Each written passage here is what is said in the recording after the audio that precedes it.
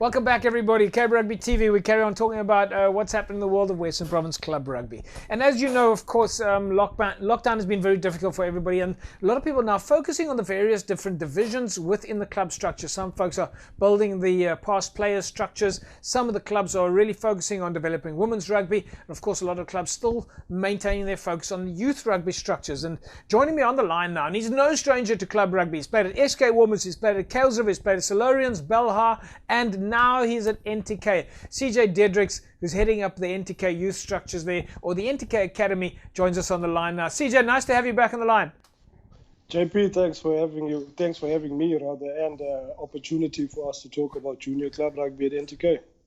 Yeah, well, CJ, I mean, you've really got your hands stuck in here now. You've been involved with this youth academy at NTK for quite a while now, and of course, you know the club structures, as I mentioned. You know them. You know it inside out, from SK to Kuilsriver to Silurians, Belhar.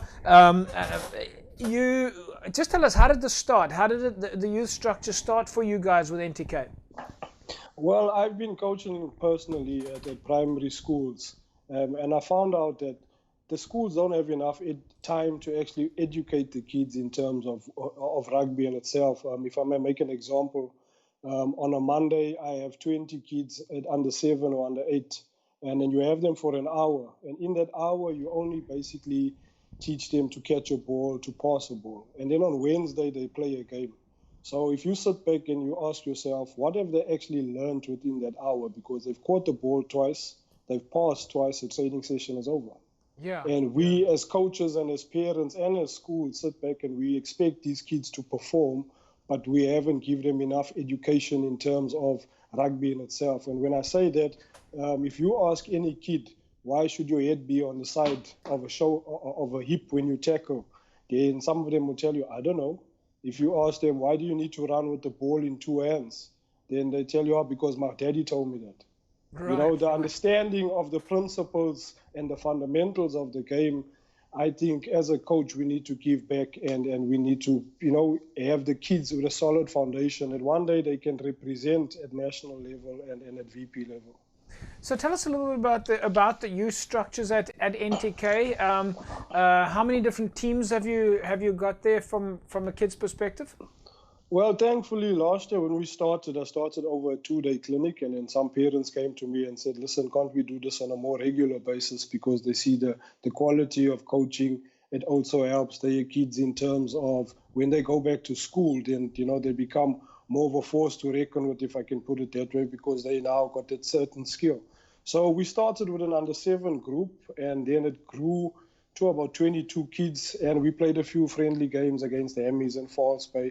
And the word started getting out there that, look, NTK are, trying to start something not only within the community, but to develop for the club going forward. Yeah. And now we've grown into 3 age groups. We've got now an under 8 age group, under 10 age group, and under 12 age group. So it has grown very nicely that the schools also within the community have seen their kids come back to training and they learned a little more, or, they're more in the game. So it has helped us so forth that we want to try and grow step by step as we go. Obviously, we can't compete with the bigger clubs like Hamilton's, who have had such a good academy for so long. For me as a coach, that is sort of a goal that I want to also set up in terms of, after 15 years, Hammies have been able to achieve X. Yes. We would also like to use that as a platform and say, look, how have they done it? And we can maybe try and use the same structure going forward to also compete one day. I think that's absolutely fantastic. One of the things that we've always noticed is that the clubs that have got youth structures, in fact, play an enormous role for the building of rugby, because there are still a lot of schools out there who don't have rugby as a sporting activity, and they rely on the clubs in their area to have youth structures. So of course very much so. And that must be one of the big roles that you guys see, that you're filling a gap, so to speak, that NTK is providing a platform for kids where there are maybe schools that don't have rugby as a sport. Yes, definitely. There are many schools within the northern suburbs, and teachers have even said, when it gets to under 12, then rugby sort of fades out because they don't have enough coaches, or it costs too much to get outside coaches, or they don't even have sufficient space to have 4 teams practice at the same time. So with a club structure and a youth structure, it also gives the boys sort of a sneak peek of club rugby, because last year, if I may make an example, SK Warmers played against NTK in a league game. And during the halftime break, we had under sevens come out halftime and play for 5 minutes. And that's entertainment for the crowd as well. But yeah. Also exciting for club rugby, because these boys now, for example, a parent came to me and said, my son said after that game, he wants to play on that field in a few years' time. So, you know, that's a goal, and it gives me goosebumps for kids to actually see that, because the generation of rugby has changed such a lot that it's not cultivating the kids anymore. Now that's fantastic, and we have of course have been talking about this link between the youth and the clubs. And I think at Western Province Rugby we're fortunate enough to have it all under one banner. But what you're talking really about there is kids being able to see the senior players as role models. Yes, definitely. So I think a lot of the small kids will look up to the senior players, and also, if from our club point of view, we've had a number of Springboks in the past that have come through the club. So there's also a good history around the club. I mean, Chester Williams played for the club, where Tian Strauss played for the club. And even though these kids may not know who those guys are, their parents can affiliate with who those guys were. Yeah. You know, and if you've got ex-Springboks coming from your club, it's also nice to have a generation of youth to pull through the club as well. CJ, if there are parents out there who want to join NTK or want to send their kids to the NTK youth structures, how do they get hold of you guys? We've got an NTK Youth Academy Facebook page, which they're welcome to send a message. And then we've also got an NTK Youth at Gmail email address, where they can email for any information and things like that. And of course, kids can come and sign up. And at the moment, we know it's lockdown. But in a normal environment, how many times a week, for example, would you guys be training?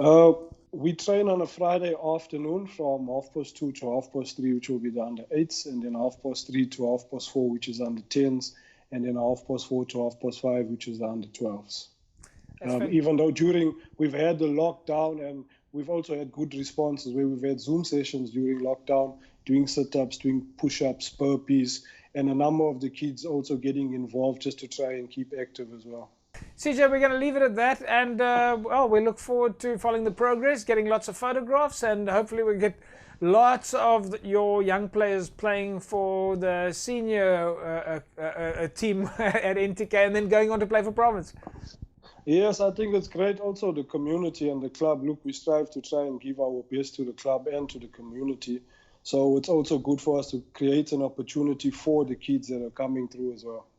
That's great stuff. CJ, we'll leave it at that. We'll say thanks to you for chatting with us, and of course remind you to stay safe out there, and of course follow all those lockdown regulations.